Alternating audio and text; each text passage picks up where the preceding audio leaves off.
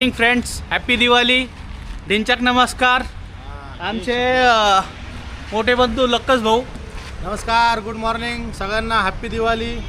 तसेच आमचे प्रिय मोठे भाऊ संतोष भाऊ, हॅप्पी दिवाळी. हॅपी दिवाळी सगळ्यांना. संतोष भाऊकडून पण हॅपी दिवाळी.